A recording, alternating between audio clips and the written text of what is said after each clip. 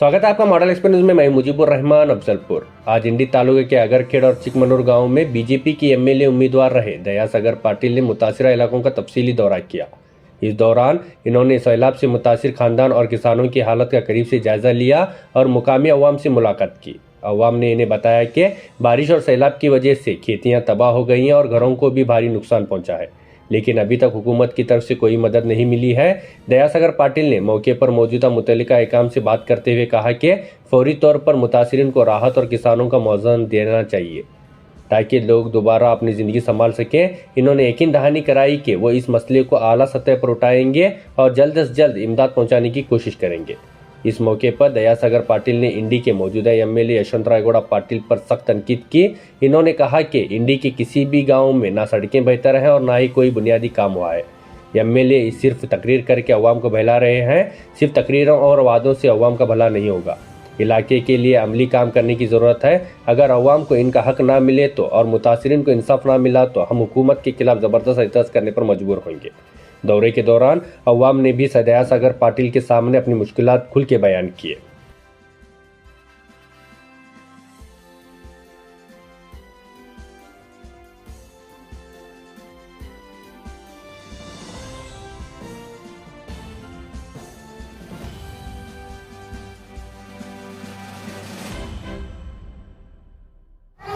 ಮಾನ್ಯ ಇಂಡಿ ಶಾಸಕರು ತಮ್ಮದೇ ಸರ್ಕಾರ ಇದೆ, ಬಹಳಷ್ಟು ಕಡೆ ತಾವೆಲ್ಲ ಹೇಳ್ತಿದ್ದೀರಿ. ನಾನು ಇಂಡಿಯನ್ನ ಇಡೀ ರಾಜ್ಯದಲ್ಲಿಯೇ ಮಾದರಿ ಕ್ಷೇತ್ರವನ್ನಾಗಿ ಮಾಡಿದ್ದೀನಿ. ಇಡೀ ರಾಜ್ಯದಲ್ಲಿ ಸಾವಿರಾರು ಕೋಟಿ ಅನುದಾನ ಈ ಕ್ಷೇತ್ರಕ್ಕೆ ತಂದಿದ್ದೀನಿ. ನಾನು ಇಂದ್ರಲೋಕ ಮಾಡೀನಿ, ನಾನು ಚಂದ್ರಲೋಕ ಮಾಡೀನಿ ಅಂತ ನೀವೆಲ್ಲ ಹೇಳ್ತಾ ಇದ್ದೀರಿ, ದೊಡ್ಡ ದೊಡ್ಡ ಭಾಷಣಗಳನ್ನು ಮಾಡ್ತಾ ಇದ್ದೀರಿ. ಇವತ್ತ ನೀವು ಈ ಭಾಗದ ಹಳ್ಳಿಗಳಿಗೆ ಅಡ್ಡಾಡ್ತಾ ಇದ್ರು ಇಲ್ಲ ಅನ್ನೋದು ಗೊತ್ತಿಲ್ಲ ನಮಗೆ. ಯಾವ ಹಳ್ಳಿಗಳಿಗೆ ಹೋಗೋಕ್ಕೂ ರಸ್ತೆ ಇಲ್ಲ. ಪ್ರತಿಯೊಂದು ಹಳ್ಳಿಯ ರಸ್ತೆಗಳು ಇಂಡಿ ಮತಕ್ಷೇತ್ರದಲ್ಲಿ ಹಾಳಾಗಿ ಹೋಗ್ಯಾವ. ನೀವು ಯಾವ ಹಳ್ಳಿಗೆ ಹೋಗ್ತೀರಿ ಹೋಗ್ರಿ, ಯಾವ ಹಳ್ಳಿಗೂ ರಸ್ತೆ ಇಲ್ಲ. ನೀವು ಯಾವ ರೀತಿ ಅಭಿವೃದ್ಧಿ ಮಾಡಿರಿ ಅನ್ನುವಂಥದ್ದು ನಮಗೆ ಅರ್ಥ ಆಗ್ತಾ ಇಲ್ಲ. ಮೊನ್ನೆ ಎಲ್ಲೋ ಒಂದು ಕಡೆ ಭಾಷಣದಲ್ಲಿ ಕೇಳಿದೆ ನಾನು, ನೀವು ಮಾತಾಡುವುದನ್ನು, ಮಳೆ ಬಂದ್ರೆ ನಾವೇನು ಮಾಡೋಕ್ಕಾಗಂಗಿಲ್ಲ, ಮಳೆ ಬಂದ್ರೆ ನಾವೇನು ಮಾಡೋಕ್ಕಾಗಂಗಿಲ್ಲ ಅಂತ. ಹಂಗಾದ್ರೆ ಸರ್ಕಾರ ಯಾಕೆ ಬೇಕು, ನೀವು ಶಾಸಕರು ಯಾಕೆ ಆಗಿರಬೇಕು? ಜನರ ಕಷ್ಟದಲ್ಲಿ ಸ್ಪಂದನೆ ಮಾಡಬೇಕು. ತಾವು ಜನರಿಗೆ ಇಂಥ ಸಂಕಷ್ಟದ ಸಮಯದಲ್ಲಿ ಅವರಿಗೆ ಮನೆ ಮನೆಗೆ ಹೋಗಿಬಿಟ್ಟು ಪರಿಹಾರ ಕೊಡಬೇಕು ನಾವು. ನೀವು ಬರೀ ಭಾಷಣ ಮಾಡಿದ್ರೆ ಸಾಲಂಗಿಲ್ಲ. ಎಲ್ಲ ಇಂಡಿ ಮತಕ್ಷೇತ್ರ ಜನ ನಿಮ್ಮ ಭಾಷಣಗಳನ್ನು ನೋಡಿದಾರ, ಕೇಳಿದಾರ. ಭಾಷಣದಲ್ಲಿ ಅಬ್ಬರ ತೋರಿಸ್ಬೇಡ್ರಿ, ಅಭಿವೃದ್ಧಿಯಲ್ಲಿ ಅಬ್ಬರ ತೋರಿಸ್ರಿ. ಎಲ್ಲ ಮನೆಗಳು ಬಿದ್ದಾವ, ಎಷ್ಟೋ ಹಳ್ಳಿಗಳಲ್ಲಿ ಮನೆಗಳು ಬಿದ್ದಾವ, ಬೆಳೆ ಹಾನಿಯಾಗ್ಯದ. ಅವರು ಬದುಕಿ ಕಟ್ಟಿ ಕೊಡುವಂತಹ ಕೆಲಸ ನೀವು ಮಾಡ್ರಿ. ನಮಗಂತರೂ ಎಲ್ಲಿ ಅಭಿವೃದ್ಧಿ ಕಾಣ್ತಾ ಇಲ್ಲ. ಅದು ಎಲ್ಲಿ ಅಭಿವೃದ್ಧಿ ಆಗ್ಯದ ಅನ್ನುವಂಥದ್ದು ಗೊತ್ತಿಲ್ಲ. ನಿಮ್ಮ ಧೋರಣೆ ಇದೇ ರೀತಿ ಮುಂದುವರೆದಿದ್ದೇ ಆಗಿದ್ರೆ ನಾವು ಸುಮ್ ಕುಂದ್ರಂಗಿಲ್ಲ, ಈ ಕ್ಷೇತ್ರದ ಜನನೂ ಸುಮ್ ಕುಂದ್ರಂಗಿಲ್ಲ. ನಾನು ರಿಕ್ವೆಸ್ಟ್ ಮಾಡ್ಕೋತೀನಿ ನಿಮ್ಗೆ, ನೀವು ಬರೇ ನಾನು ಅದನ್ನು ಮಾಡೀನಿ ಇದನ್ನು ಮಾಡೀನಿ ಅಂತ ಹೇಳಕ್ಕೆ ಹೋಗ್ಬೇಡ್ರಿ. ಈ ಪರಿಸ್ಥಿತಿಗಳನ್ನು ನೋಡ್ರಿ. ಎಷ್ಟೋ ಯಾವುದೋ ಮನೆಗಳು, ಯಾವ ಮನೆ ನೋಡಿದ್ರು ಸುದ್ದಿ ಇಲ್ಲ, ಎಲ್ಲ ಮನೆಗಳು ಬಿದ್ದಾವ. ನೀವು ಆ ಕಡೆ ತೋರಿಸಿದ್ರೆ ಮನೆಗಳು ಬಿದ್ದಾವ. ಈ ಥರ ಎಲ್ಲ ಮನೆಗಳು, ಶಾಲೆಗಳು ನೀರಲ್ಲಿ ನಿಂತಾವ. ಇದನ್ನ ತಾವು ಗಮನಿಸಬೇಕು. ಸರ್ಕಾರಿ ಅಧಿಕಾರಿಗಳು ಶೀಘ್ರವಾಗಿ ಇದಕ್ಕೆ ಪರಿಹಾರ ಕೊಡುವಂಥ ವ್ಯವಸ್ಥೆ ಮಾಡಬೇಕು. ಅದು ತೊಗರಿ ಇರ್ಬೋದು, ಹತ್ತಿ ಇರ್ಬೋದು, ಕಬ್ಬು ಇರ್ಬೋದು. ಮೊನ್ನೆ ನಾವು ಮಿರಿ ಗ್ರಾಮಕ್ಕೆ ಹೋಗಿದ್ದೀವಿ. ಎಲ್ಲ ಅಲ್ಲಿ ಆ ಬೆಳೆ ವ್ಯವಸ್ಥೆಯನ್ನು ನೋಡಿದ್ರೆ, ಅದಕ್ಕಾಗಿರುವಂಥ ಹಾನಿಯನ್ನು ನೋಡಿದ್ರೆ ನಮಗೆ ಮನಸ್ಸು ಕರಳು ಕಿತ್ತು ಬರುವಷ್ಟು ನೋವಾಗ್ತದೆ. ಯಾಕಂದ್ರೆ ರೈತ ಸಂಪೂರ್ಣವಾಗಿ ತನ್ನ ಇಡೀ ಒಂದು ವರ್ಷದ ಜೀವನೋಪಾಯವನ್ನು ಅದರ ಮೇಲೇ ಅವಲಂಬಿತನಾಗಿ ಅದಕ್ಕೆಲ್ಲ ಖರ್ಚು ವೆಚ್ಚ ಮಾಡಿ, ಒಬ್ರಿಗೆ ರೊಕ್ಕ ಹಾಕಿ, ಅದಕ್ಕೆ ಬಿತ್ತಕ್ಕೆ ರೊಕ್ಕ ಹಾಕಿ, ಬೀಜಕ್ಕೆ ರೊಕ್ಕ ಹಾಕಿ, ಅದಕ್ಕೆಲ್ಲ ಕಸ ತೆಗೆದು ಇನ್ನೇನು ಬೆಳೆ ಕೈಗೆ ಬರ್ತದ ಅನ್ನುವಂಥ ಆಶಾ ಭಾವನೆಯಿಂದ ಕೈಕೊಂಡು ಕೂತಾಗ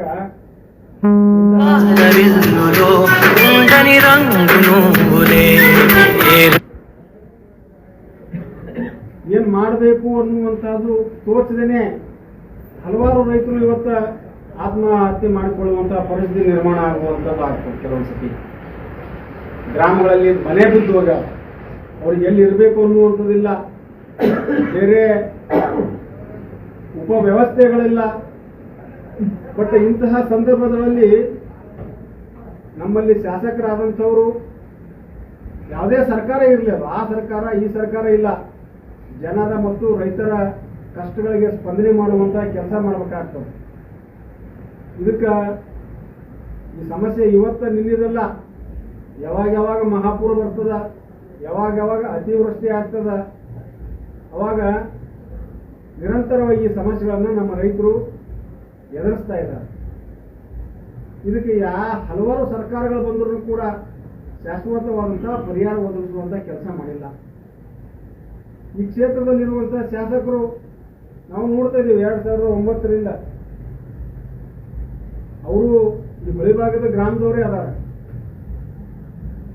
ನೀವು ಶಾಸಕರಾದ್ಮೇಲೆ ನಿಮ್ಮದೇ ಸರ್ಕಾರ 2 ಸಲ ಆಗ್ಯಾವ.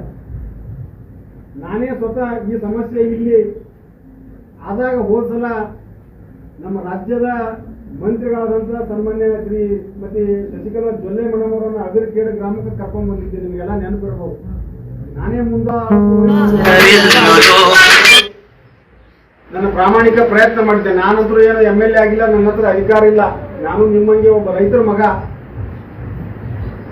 ನಾನು ನಿಮ್ಮ ಕಷ್ಟಗಳಿಗೆ, ನಿಮ್ಮ ದುಃಖದಲ್ಲಿ ಭಾಗವಹಿಸಲಿಕ್ಕೆ ಸಾಧ್ಯತೆ ಆದ, ನಿಮ್ಮ ನೋವಿಗೆ ಸ್ಪಂದನೆ ಮಾಡಲಿಕ್ಕೆ ಸಾಧ್ಯತೆ ಆದ.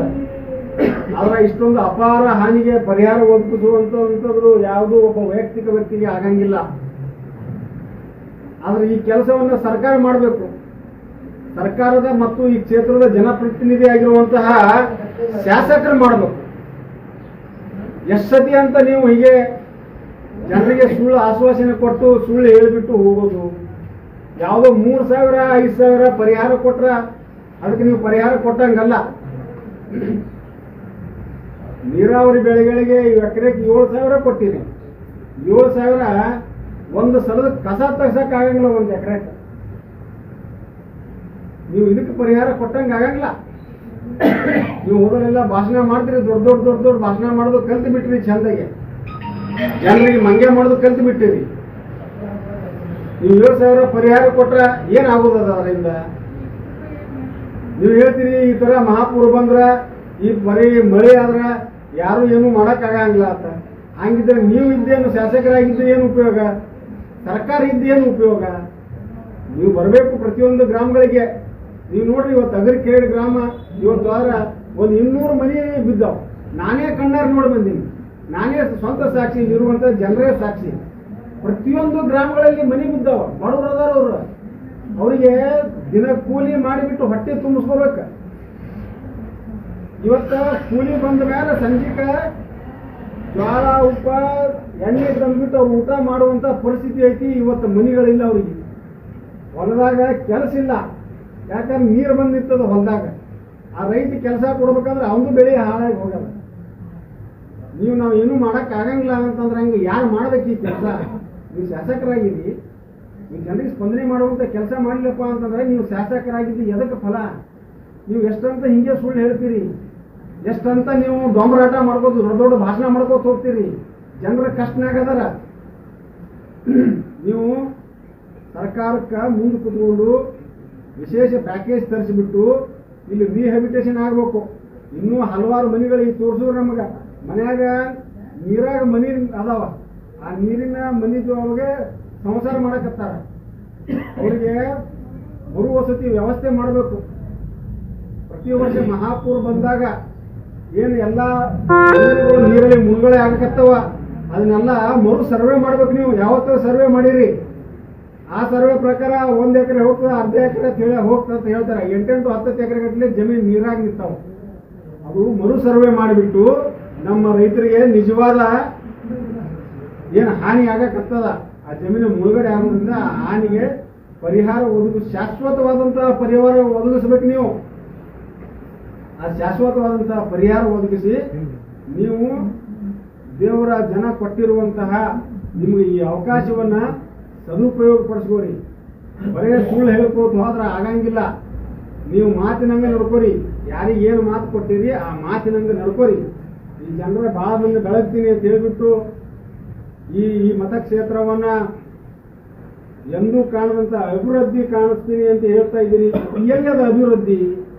ನಮಗೂ ಒಂದು ಸ್ವಲ್ಪ ತೋರಿಸ್ರಿ, ಎಲ್ಲಿ ಅಭಿವೃದ್ಧಿ ಮಾಡಿರಿ ಅಂತನ್ನುವಂಥದ್ದನ್ನ ತೋರಿಸ್ರಿ. ನೀವು ನಾವು ಬಂದು ಕಣ್ಣಾರೆ ನೋಡ್ಬೇಕಾಗ್ಯದ. 4,000 ಕೋಟಿ ಬಂದದ, 5,000 ಕೋಟಿ ಬಂದದ ಅಂತ ಹೇಳಕತ್ತೀರಿ. ಯಾವ ಊರಿಗೆ ರಸ್ತೆ ಅದ ತೋರಿಸ್ರಿ. ಯಾವ ಊರಿಗೆ ಹಳ್ಳ ಗುಂಡಿ ಇರ್ಲಾರ್ದಂತ ರಸ್ತೆ ಐತಿ ಅನ್ನುವುದು ನೀವು ತೋರಿಸ್ಬಿಟ್ರ ನೀವು ಹೇಳ್ದಂಗೆ ಕೇಳ್ತೀವಿ. ಇರುವಂತ ಚಲೋ ರಸ್ತೆಗಳು ಇವತ್ತೇನು ಅಗ್ರಿಕಲ್ಚರ್ ರಸ್ತೆ ಆಗುತ್ತೋ ಇದು ಕೇಂದ್ರ ಸರ್ಕಾರದ ನ್ಯಾಷನಲ್ ಹೈವೇದಲ್ಲಿ ಆಗಿರುವಂತ ರಸ್ತೆ. ನಮ್ಮ ಜಿಲ್ಲಾ ನಮ್ಮ ಮತಕ್ಷೇತ್ರದ ಇರುವಂತದ್ದು ಒಂದೇ ಒಂದು ರಸ್ತೆ, ಅದು ಸೋಲಾಪುರದಿಂದ ಬಿಜಾಪುರಕ್ಕೆ ಹೋಗಿರುವಂತಹ ನ್ಯಾಷನಲ್ ಹೈವೇ. ಇದು ಒಂದು ರಸ್ತೆ ನೀವು 12-13 ವರ್ಷದಿಂದ ಶಾಸಕರಿದ್ರಿ. ಇದು ಒಂದು ಹೈವೇ ಅನ್ನುವುದು ರಾಷ್ಟ್ರೀಯ ಹೆದ್ದಾರಿ ಬಿಟ್ಟರೆ ಯಾವ ರಸ್ತೆ ಚಲೋ ಐತಿ ಅನ್ನೋದು ನೀವು ತೋರಿಸಿದ್ರೆ ನಾನು ನಿಮ್ಗೆ ಚಾಲೆಂಜ್ ಮಾಡ್ತೀನಿ. ಒಂದೇ ರಸ್ತೆ ಚಲೋ ಇದ್ದಿದ್ದು ರಸ್ತೆ ತೋರಿಸಿ ಇಡೀ ಮತಕ್ಷೇತ್ರದೊಳಗೆ ನಾವು ಅಭಿವೃದ್ಧಿ ಮಾಡಿದೆ ಅಂತ ಹೇಳ್ಬಿಟ್ಟು ಬೇಗ ಗುದ್ದು ನೀವು ಭಾಷಣ ಮಾಡ್ತೀರಲ್ಲ, ಒಂದು ರಸ್ತೆ ತೋರಿಸ್ರಿ ನನಗೆ. ಒಂದು ಹಳ್ಳಿಯಲ್ಲಿ ಅಭಿವೃದ್ಧಿ ಆಗಿರುವಂತಹ ಒಂದು ಹಳ್ಳಿ ತೋರಿಸಿ.